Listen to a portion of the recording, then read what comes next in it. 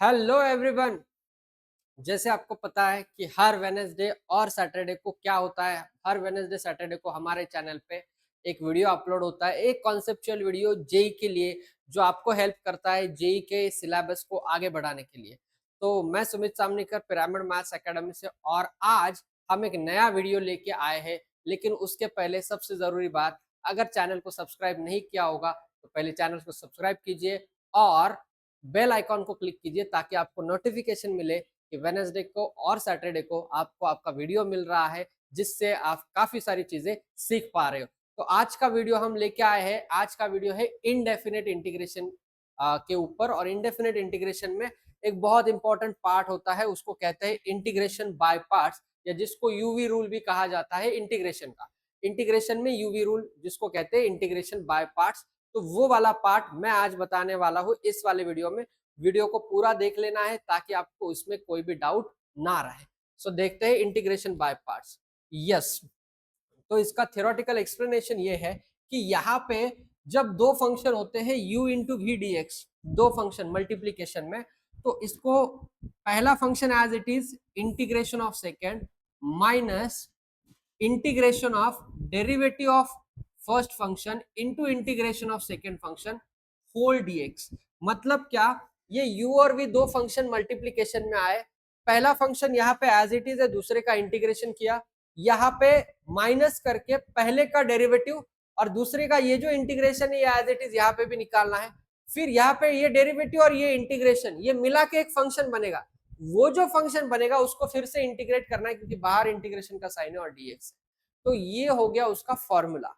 अब यहाँ पे सर जब आपने ये डिफरेंशिएशन में यूवी पढ़ाया था तो वहां पे तो डायरेक्टली चीजें थी u इंटू वी के हिसाब से u into d v by D x plus v into d u by D x. तब मैंने बताया भी था कि प्रोडक्ट रूल में डिफरेंशिएशन में चल जाता है, कोई भी पहला लो कोई भी दूसरा फंक्शन लो। यहाँ पे नहीं चलेगा, यहाँ पे आपको प्रायोरिटी देनी पड़ेगी। वो प्रायोरिटी किस तरीके से वो भी मैं बताने वाला हूँ। बट बिफोर मूविंग अहेड, ये जो सेकेंड फंक्शन होता है v जो फंक्शन होता है it should be easily integrable. ये इजीली इंटीग्रेबल होना चाहिए, मतलब जिसका आसानी से इंटीग्रेशन आना चाहिए। जिसका आसानी से इंटीग्रेशन आता है उसी को हम सेकंड फंक्शन लेते हैं, नहीं तो उसको बाकी को फर्स्ट लेते हैं। यहाँ पे integration u into v d x दिया है, देखो यहाँ पे u एज इट इज, यहाँ पे ये v का इंटीग्रेशन, फिर u डैश इधर, v का इंटीग्रेशन इधर, और टोटल को इंटीग्रेट करना है। तो ये वाला पार्ट उन्होंने दिया हुआ है, राइट। अब यहाँ पे u is the function of u of x, v is the function of v of x, u dash is the derivative of function of u of x। तो ये तो मैंने बता दिया, सेकेंड फंक्शन इजीली इंटीग्रेबल होता है। Now मैं बात करता हूँ सिलेक्शन ऑफ फंक्शन के बारे में। जैसे मैंने बताया कि यहाँ पे कोई भी फंक्शन पहला और कोई भी दूसरा ऐसे नहीं चलेगा, तो उसके लिए एक रूल होता है, वो रूल आपको याद रखना पड़ेगा। और वो रूल एक बार याद रह गया तो आप फिर इसके क्वेश्चन बहुत आसानी से कर पाओगे। तो वो रूल होता है लिएट रूल, या कुछ बुक में इसको आइलेट भी बोला जाता है। ये आई और एल को आप इंटरचेंज कर सकते हो, लिएट या फिर आइलेट। यहाँ पे ये जो वैल्यूज है ये क्या क्या है ये मैं बता देता हूँ। तो एल मतलब होता है लॉगरिथमिक फंक्शन, लॉगरिथमिक फंक्शन। उसके बाद आई मतलब होता है इनवर्स फंक्शन, आई होता है इनवर्स। उसके बाद ए होता है algebraic function, algebraic. T for trigonometric function, trigonometric function. और E for exponential function, exponential function. Logarithmic, inverse, algebraic, trigonometric, exponential. यहाँ पे ये जो है ये पांच फंक्शन जो है ये इसी सीरियल में आने चाहिए। अब पांच फंक्शन का क्वेश्चन आता है क्या सर? नहीं, पांच फंक्शन का नहीं आता। जो भी क्वेश्चन आएगा, दो फंक्शन आएंगे जो मल्टीप्लीकेशन में है, उसमें रिलेटिव वैल्यू चेक करनी है कौन आता है। रिलेटिव मतलब क्या? अगर आया एल्जेब्रिक और एक्सपोनेंशियल, तो एल्जेब्रिक और एक्सपोनेंशियल में पहले कौन आ रहा है? पहले एल्जेब्रिक आ रहा है, तो एल्जेब्रिक वाला पहले आएगा, एक्सपोनेंशियल वाला बाद में आएगा। अगर लॉगरिथमिक और ट्रिग्नोमेट्रिक साथ में आ रहा है तो एल पहले है, टी बाद में है, तो लॉगरिथमिक वाला पहले आएगा, टी वाला बाद में आएगा। तो रिलेटिव लेना है, लिएट के हिसाब से ऑर्डर होना चाहिए।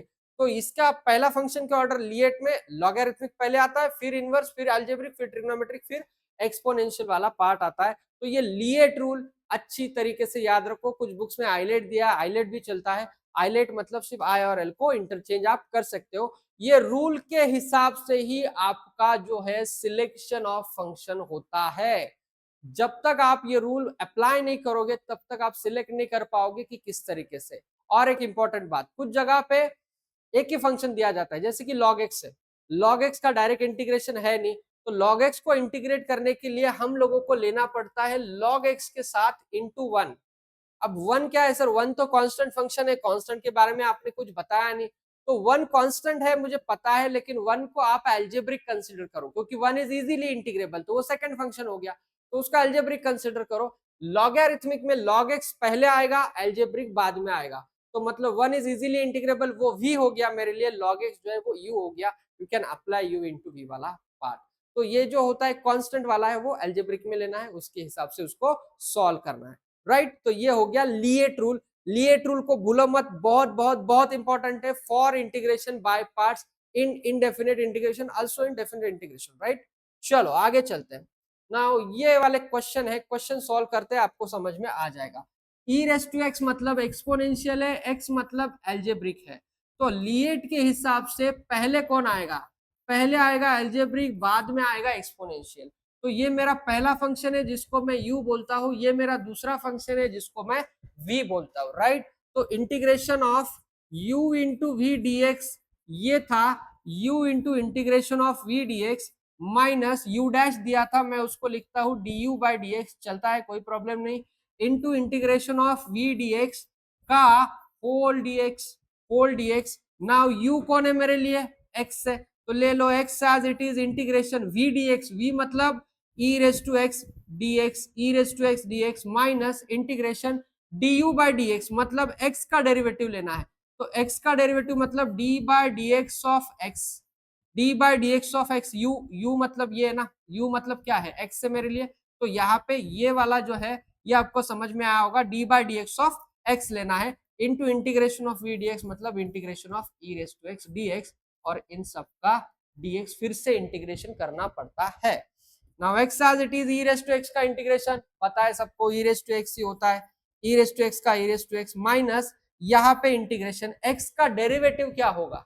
अब बहुत बच्चे डेरिवेटिव इंटीग्रेशन साथ में आ गया तो कंफ्यूज हो जाता है। x का डेरिवेटिव पूछा तो बोलते हैं 1, या फिर बोलते हैं एक्स स्क्वायर बाई 2, तो कौन सा सही है? तो डेरिवेटिव पूछ रहा हूं मैं, तो डेरिवेटिव x का 1 ही होता है, एक्स स्क्वायर बाई 2 उसका इंटीग्रेशन होता है। क्या पूछा है ये समझ के फिर सॉल्व करो। तो x का डेरिवेटिव आएगा 1, और e रेस टू x का integration e raise to x into dx बाहर वाला एज इट इज। ना ये आएगा x e raise to x minus e raise to x का इंटीग्रेशन भी e रेस टू x, और बाहर आएगा प्लस c। तो ये आ गया आपका फाइनल आंसर। आपको चाहिए तो आप e raise to x common ले सकते हो, x माइनस 1 प्लस सी। तो ये हो गया u इंटू वी। u और v का सिलेक्शन आपको समझ में आ गया। u मतलब फर्स्ट फंक्शन विच इज यहाँ पे एल्जेब्रिक है a, और v मतलब सेकेंड फंक्शन यहाँ पे एक्सपोनेंशियल है e।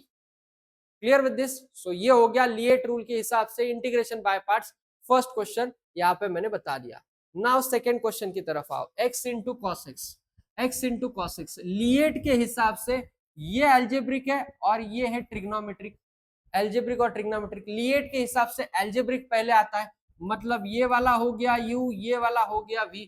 अब मैं डायरेक्ट लिखता हूं, पहला u as it is, u as it is मतलब x as it is into integration of cos x dx, integration of cos x dx minus integration x का डेरिवेटिव मतलब d bye dx of x into integration of cos x dx और whole dx, right. फिर x as it is, cos x का integration होता है sin x minus integration derivative of x, x का derivative फिर से आ रहा है, कितना आएगा 1, और cos x का इंटीग्रेशन आता है sin x और फिर आएगा dx, राइट। फिर ये आता है x into sine X, x into sine X, 1 into sine X, sine x का इंटीग्रेशन होता है माइनस कॉस एक्स, तो माइनस आएगा, माइनस माइनस प्लस होगा, माइनस कॉस एक्स प्लस मतलब minus cos X minus minus plus, तो X sine X plus cos x plus C. ये आ गया आपका आंसर। तो बस आपको सिर्फ रूल याद रखना है, लिएट को याद रखना है, दो चीजें याद होगी और इंटीग्रेशन के फॉर्मूले याद रखेंगे तो लाइफ काफी ब्यूटीफुल बन सकती है। मतलब आपको क्वेश्चंस आ सकते हैं, आप क्वेश्चन को आसानी से सॉल्व कर सकते हो। लिएट को भूलना नहीं है और जो एक्चुअल रूल है उसको भूलना नहीं है। आगे चलते हैं। Right, evaluate x square into sine x. अभी एक्स की जगह पे एक्स स्क्वायर आया है। अभी देखो इसको, ये अगर है X square into sine x, तो फिर से पहला फंक्शन कौन होगा? पहला फंक्शन होगा ये, क्योंकि ये एल्जेब्रिक है और ये क्या है, ये ट्रिग्नोमेट्रिक है। लिएट के हिसाब से ए पहले आता है, तो इसलिए एक्स स्क्वायर पहले आएगा।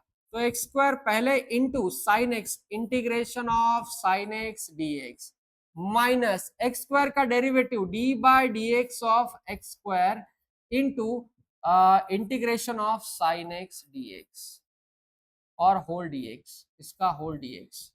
फिर आएगा X square into sine x का इंटीग्रेशन, साइन एक्स का इंटीग्रेशन फॉर्मूले अच्छे से करो, क्या आएगा?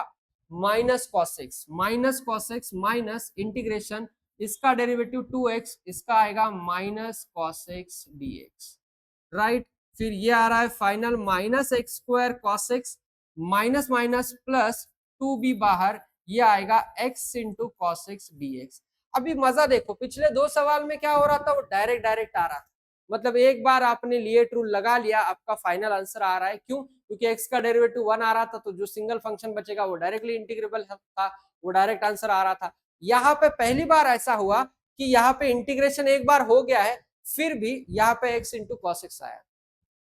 अब ये x इंटू कॉस एक्स को फिर से वैसे ही इंटीग्रेट करना पड़ेगा जैसे पिछले क्वेश्चन में किया था।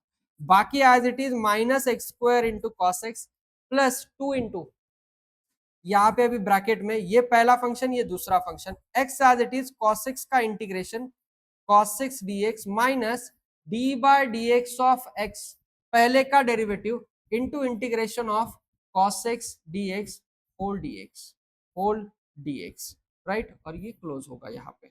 सो ये आएगा minus x square cos x plus 2 into, यहाँ पे ये cos x का integration x sine x minus ये इसका डेरिवेटिव 1 इंटू कॉस एक्स का इंटीग्रेशन आएगा साइन एक्स और फिर आएगा dx।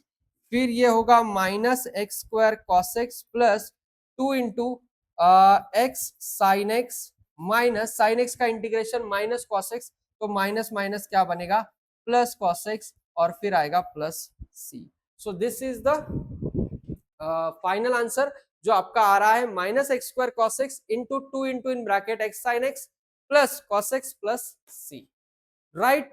तो ये आपको डबल 2 बार लगाना पड़ा, 2 बार आपको u इंटू वी का फंडा लगाना पड़ा, ठीक है, ये बहुत जरूरी है।